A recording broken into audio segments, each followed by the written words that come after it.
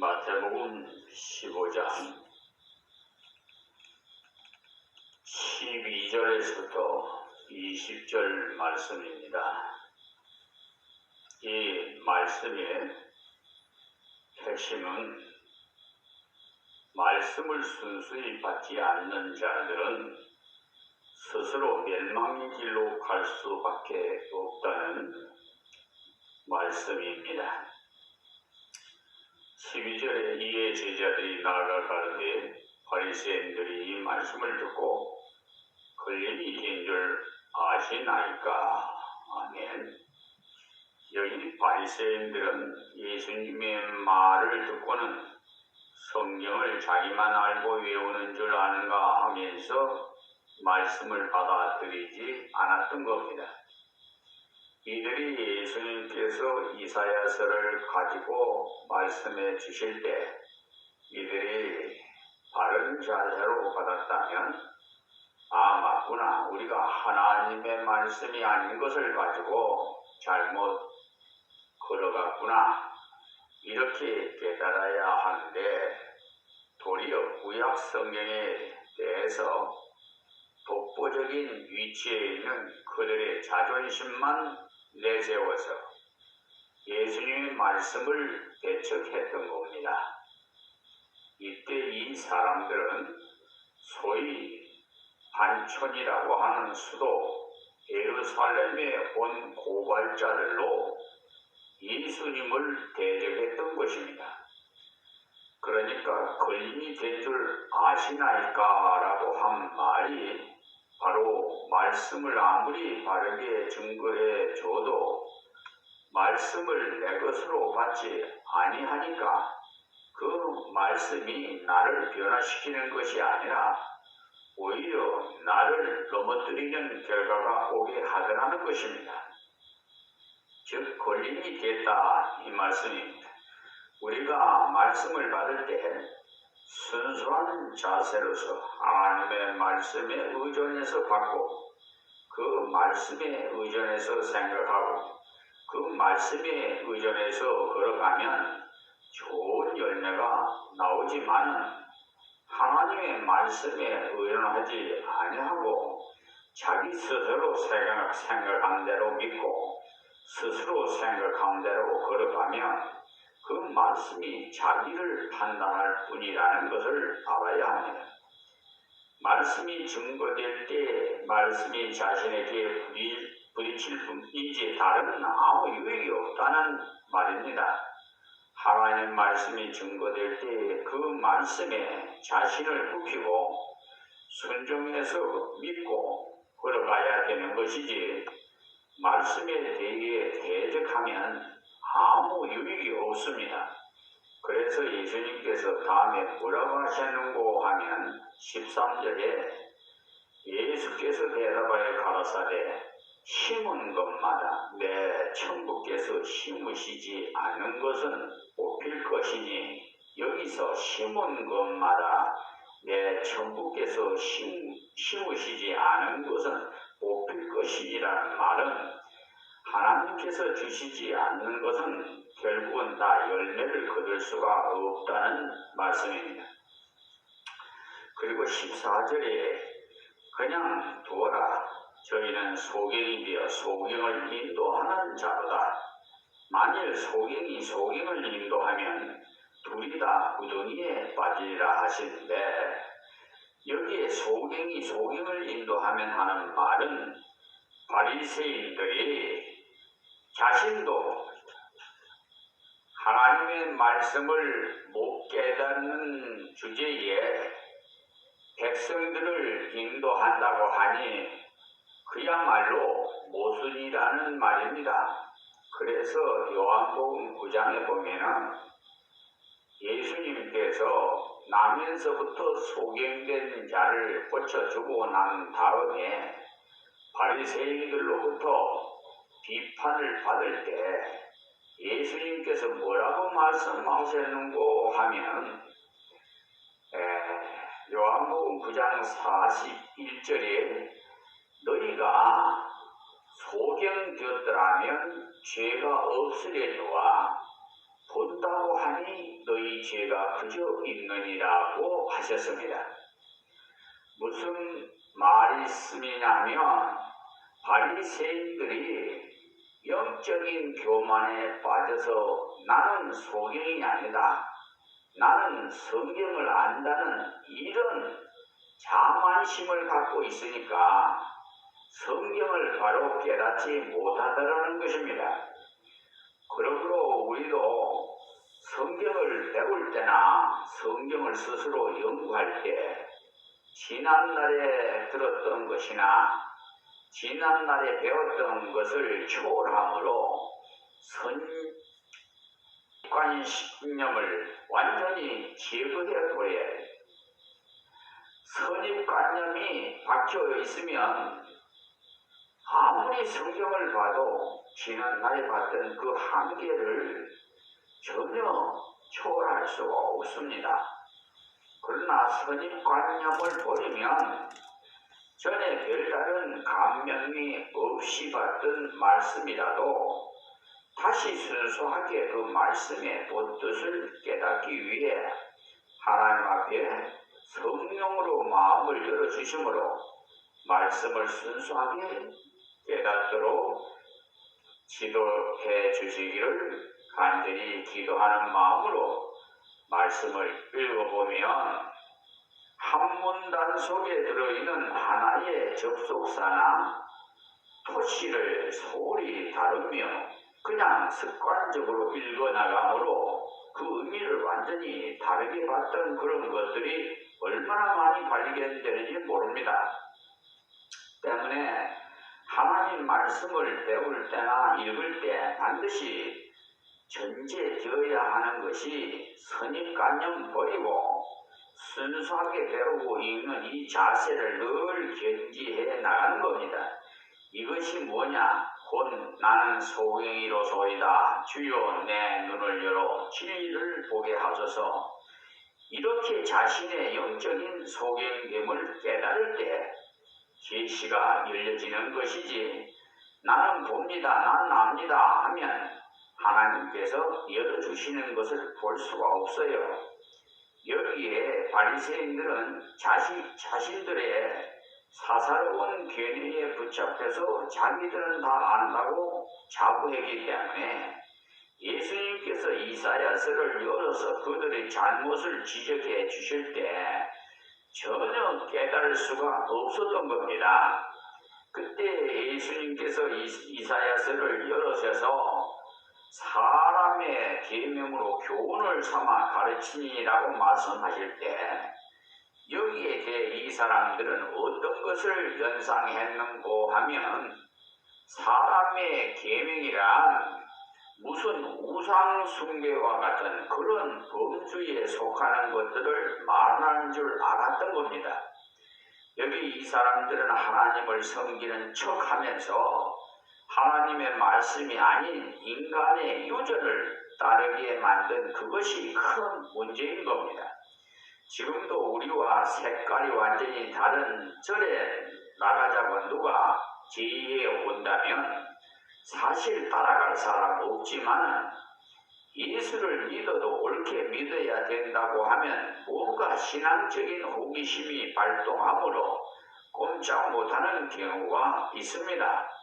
그러니 무엇인가 상당히 신앙적이며 그리고 현대 감각에 맞는 새로운 성경 해석에서 나온 말이라고 할 때 잘 들어주게 되는 것입니다. 그러니까 여기에 사람의 계명이라는 것이 엉뚱하고 괴상한 소리로 생각하면 안 된다는 말입니다.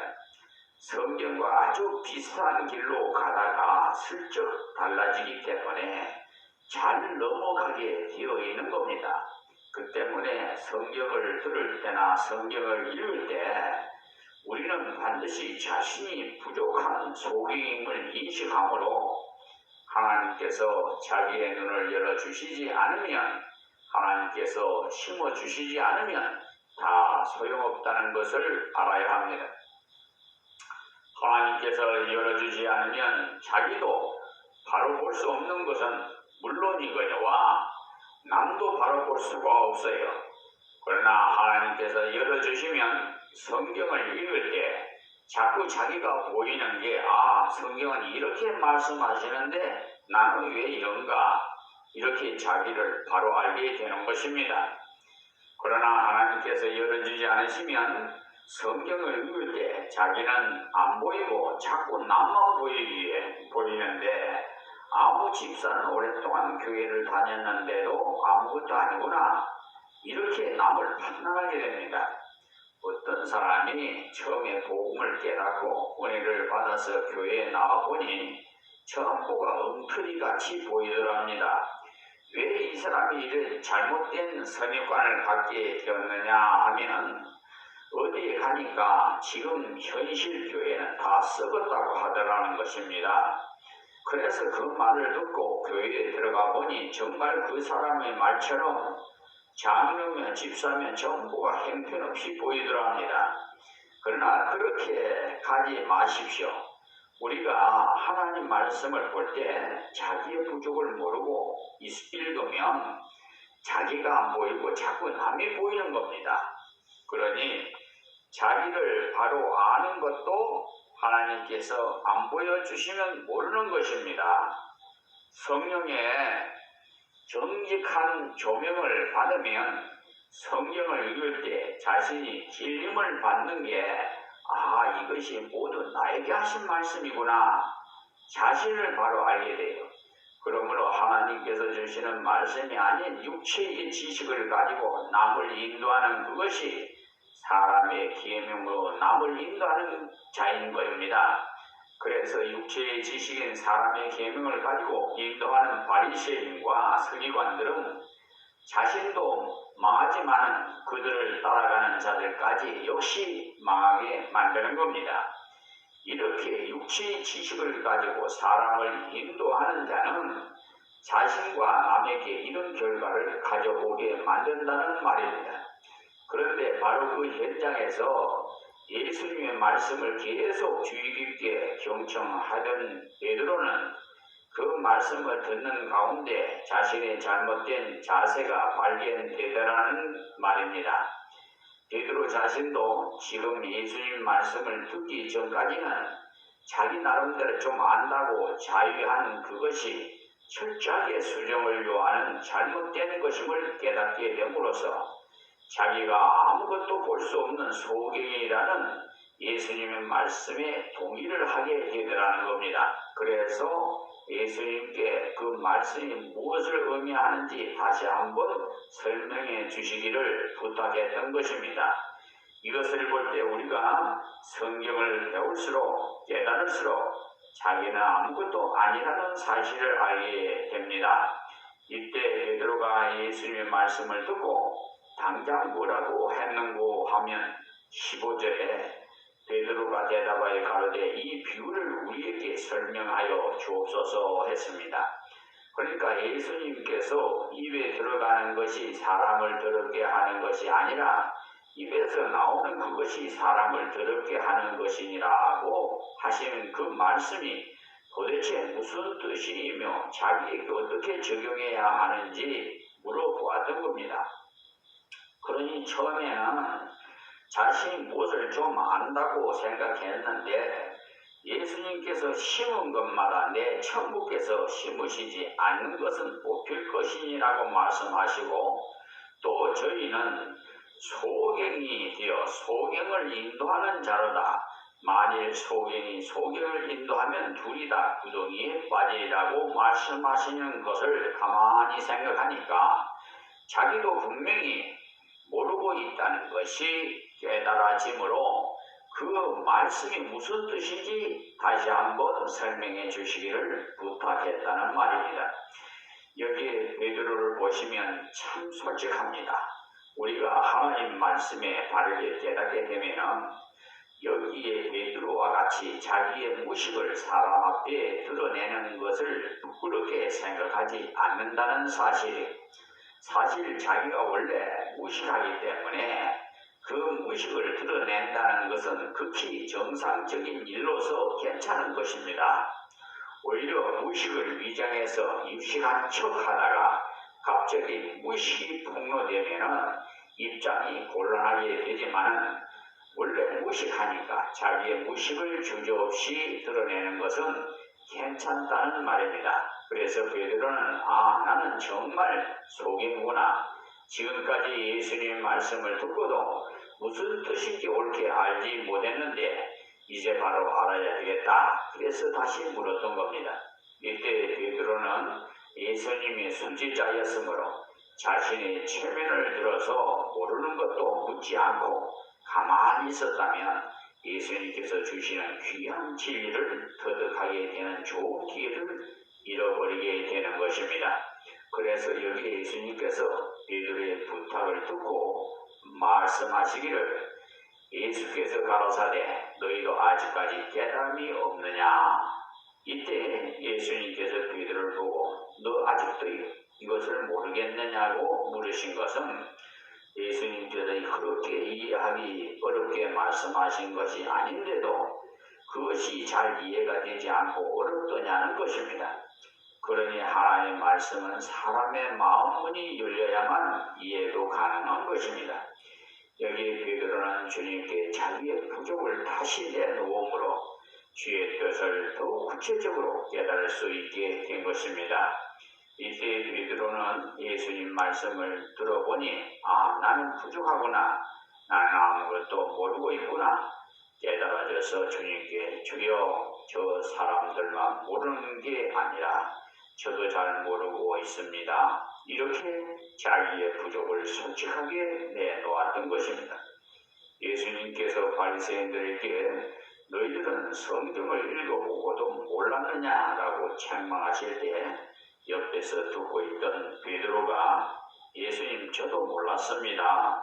이렇게 주의 말씀을 자신의 것으로 이렇게 삼을 때 자기의 부족을 주님 앞에 내놓음으로 예수님께서 구체적으로 깨닫게 해주시는 것을 체험을 할 수가 있었던 겁니다. 우리가 언제나 자신의 무능을 주님께 구하면 주님께서 말씀을 구체적으로 깨달을 수 있도록 인도해 주십니다.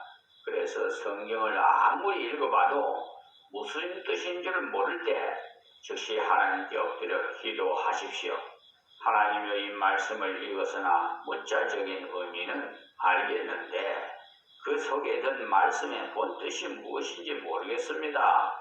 이렇게 간절히 구하면 하나님께서 구체적으로 깨닫도록 인도해 주십니다. 우리가 성경을 열고 할 때 실제로 이런 난관에 부딪힐 때가 얼마나 많은지 모릅니다. 이제 예수님께서 책망만 하지 않으시고 설명을 잘 해 주셨습니다. 17절에 입으로 들어가는 모든 것은 배로 들어가서 뒤로 내어 버려지는 줄을 알지 못하느냐. 그러니까 입으로 들어가는 음식물은 섭취하는 대로 소화돼서 나중에는 다 배설해 버리니까 그것이 사람의 인격을 더럽게 하는 것이 아니라는 말입니다.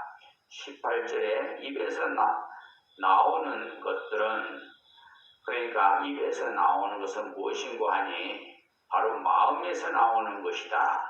여기에 입에서 나오는 것은 주로 언어와 사상이 그러니까 마음에서 나오나니 라는 말은 이 언어라는 것은 자기 표현 곧 자기를 드러내는 것이라는 겁니다. 그러니 자기가 어떤 존재라고 하는 것을 드러내는 것이에요. 그래서 입에서 나오는 것들은 마음에서 나오나니 이것이야말로 사람을 더럽게 하느니라. 입에서 나오는 것을 가지고 남을 더럽게 하고 자기도 더러워진다는 겁니다.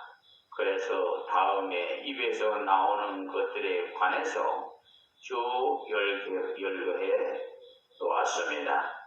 오늘은 여기까지 있습니다.